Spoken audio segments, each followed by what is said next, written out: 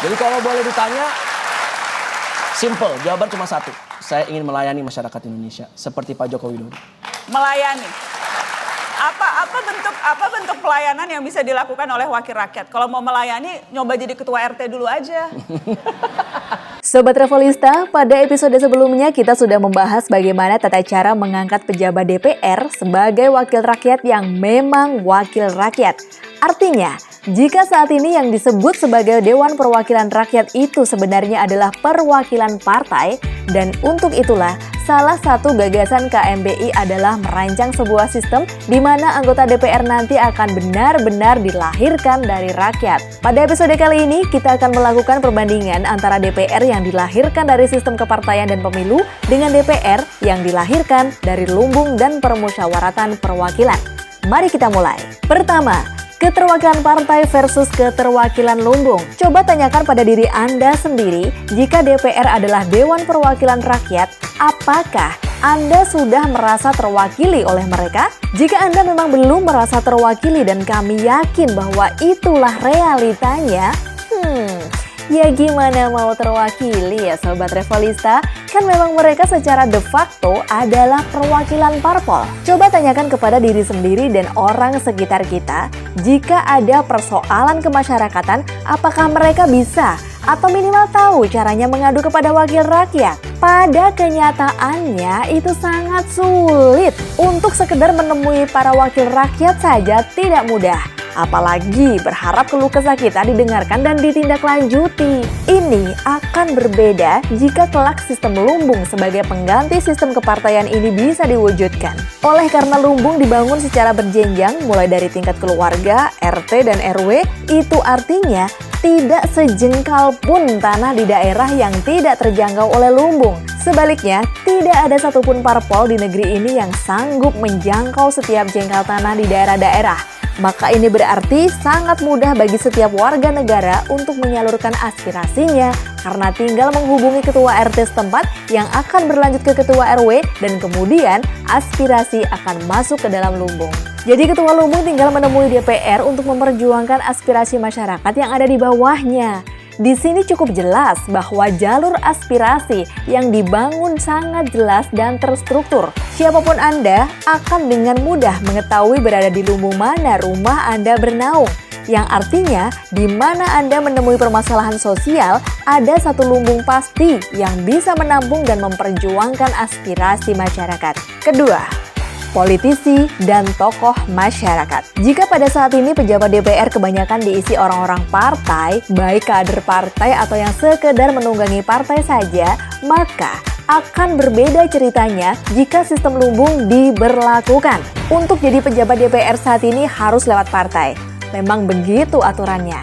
Namun, jika sistem lumbung diberlakukan, maka sesiapa saja yang ingin masuk jalur politik, entah itu dari pejabat DPR, kepala daerah, bahkan kepala negara, harus melalui lumbung. Nah, untuk mencapai level lumbung, tentu harus dimulai dari level RT dan RW terlebih dahulu.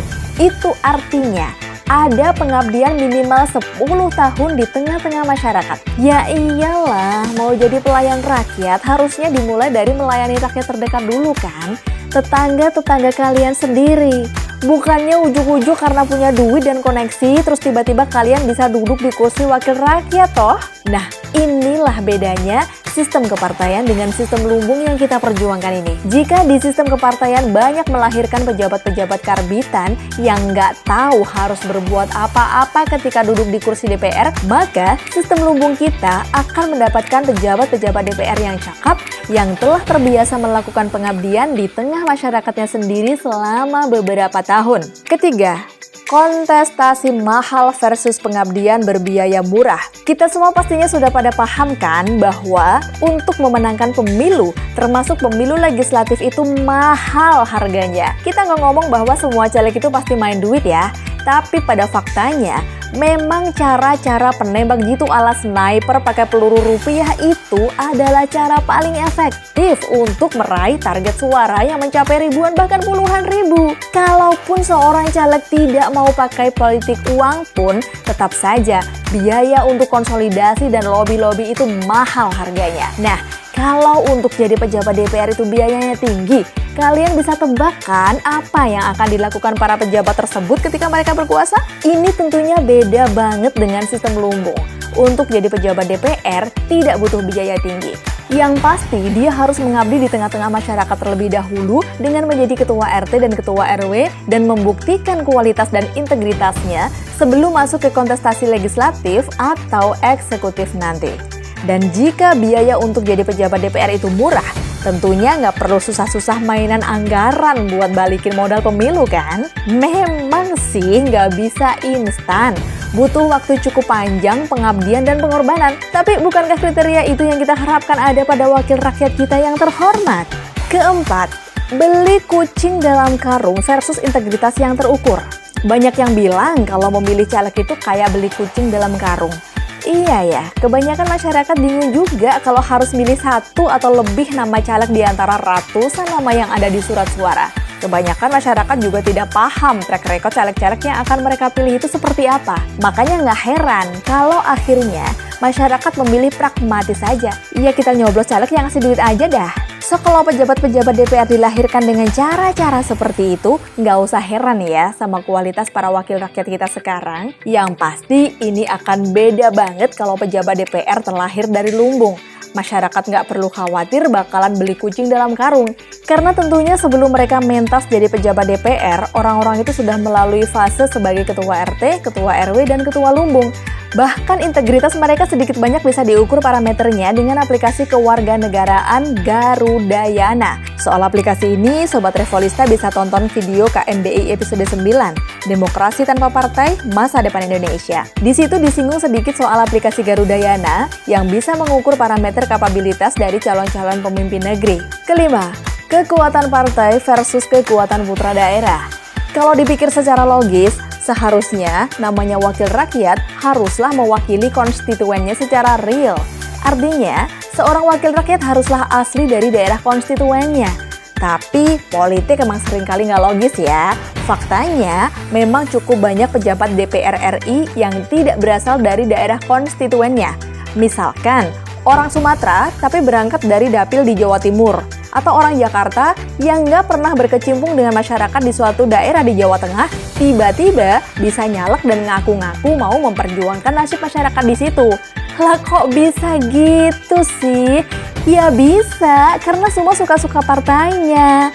Ya, kita memang harus terima kenyataan bahwa saat ini partai bisa seenaknya mengirim kader ke daerah-daerah yang potensial untuk dimenangkan, walaupun kader tersebut bukan asli sana. Maka nggak usah heran ya kalau kader tersebut jadi pejabat DPR nggak paham apa yang akan diperjuangkan untuk daerah konstituennya itu. Ini tentunya beda banget ya sama sistem lumbung yang akan memastikan bahwa pejabat DPR terpilih adalah putra-putri daerah asal daerah konstituennya. Ya pasti, karena pejabat negara terlahir dari karir pelayanan masyarakat secara berjenjang dari tingkat RT, RW hingga lumbung. Maka demikianlah Sobat Revolista, episode ini telah menjabarkan secara konkret perbandingan antara pejabat DPR yang dilahirkan dari sistem kepartaian dengan pejabat DPR yang dilahirkan dari sistem lumbung. Kita sama-sama menyadari bahwa kepercayaan masyarakat terhadap lembaga legislatif yang satu ini sangat rendah saat ini. Tapi sekali lagi, jangan DPR-nya yang dibubarkan, melainkan perjuangkan suatu sistem yang akan memastikan bahwa pejabat-pejabat DPR yang terlahir memang benar-benar wakil rakyat, yaitu orang-orang yang sudah terbukti punya track record positif dalam melayani masyarakat sekitarnya. Punya pejabat DPR yang cerdas, jujur, amanah, dan dekat dengan rakyat kayaknya cuma mimpi di siang bolong ya. Iya, kalau sistem pemilihannya masih seperti sekarang ini. Tapi ceritanya jelas akan berbeda kalau pakai sistem lumbung yang menggunakan mekanisme permusyawaratan perwakilan untuk melahirkan pemimpin-pemimpin yang berkhidmat kebijaksanaan. Dan pemimpin-pemimpin yang berkhidmat kebijaksanaan inilah yang akan mewujudkan negara kerakyatan alias negara yang berpihak kepada rakyat. Salam kembali menjadi bangsa Indonesia.